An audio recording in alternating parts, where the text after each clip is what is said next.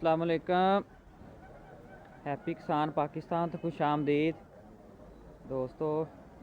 असी इस टाइम मौजूद हाँ जी गल्ला मंडी साहिवाल दे विच 5 नवंबर 2024 और यह गल्ला मंडी की ताज़ा सूरत हाल और अज दे जिहड़े रेट है वो मैं तुहाडी खिदमत च पेश करांगा। अगर असी इस टाइम मूंजी की गल करिए, मूंजी की मार्केट जिहड़ी है वो तकरीबन 100 तो 150 रुपया उहदे च जिहड़ा है वो मंदा आ चुकिया है। 3800 रुपये तो लैके 4350 रुपया जिहड़ा है वो मशीन वाले माल का रेट आ जी। इस तो बाद अगर हत्थ वाले की गल करिए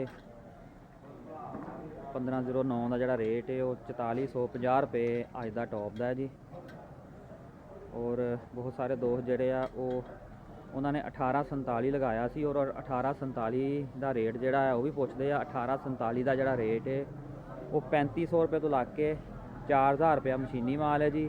और हत्थ वाला माल जिहड़ा है टॉप का 4200 रुपया है जी। इस तो बाद बहुत सारे लोग जिहड़े आ वो कायनात का रेट पुछते हैं जी।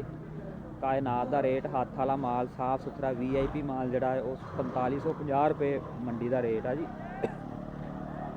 बाकी पिंडां दे विच लोग जिहड़े उन्होंने 5000 5500 का भी खाण वालियां सेल करते पे आ। इस तो बाद अगर 5 नवंबर के गंदम के रेटा की गल करिए 2700 रुपये तो ला के 2800 रुपया रेट है जी। सरों की मार्केट 6000 रुपये तो ला के 6500 रुपया जी। कपाह की मार्केट जी 5500 रुपये तो ला के 8000 रुपया जी। और इस तो बाद अगर मकई की गल करिए मकई की मार्केट 2700 रुपये तो लग के 3200 रुपये है जी। एक एकड़ की मकई आई है जी।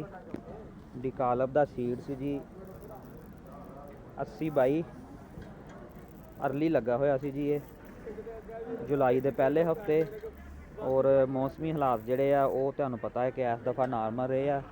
पर हाल एक एकड़ की है मंडी तोल च आके 60 मन पैदावार आई है जी। और 18 मॉइस्चर की है जी मक्की है ये 3030 रुपये जी वो सेल हुई है। अगर थोड़ा जहा मॉइस्चर का होर डाउन होंदा 16 मॉइस्चर की होंदी तो यदा रेट जोड़ा है वो 3200 रुपये तो उपर जाना सी। बहरहाल कलर बड़ा ज़बरदस्त है जी, पैदावार भी इन्हें बड़ी ज़बरदस्त दी है जी। और 3030 रुपये जोड़ा है मक्की की ढेरी जी वो सेल हुई है जी। और उम्मीद की जा रही है कि आने वाले दिनों में मकई के रेटों के बेहतरी जी मजीद आएगी। और दोस्तों को रिक्वेस्ट है जी समोक का जोड़ा आगाज़ हो चुका है। अपनी मकई की फसल में जोड़ा तुसीं सुका के खुश करके लैके आओ ताकि तुहानूं अच्छे रेट मिलन।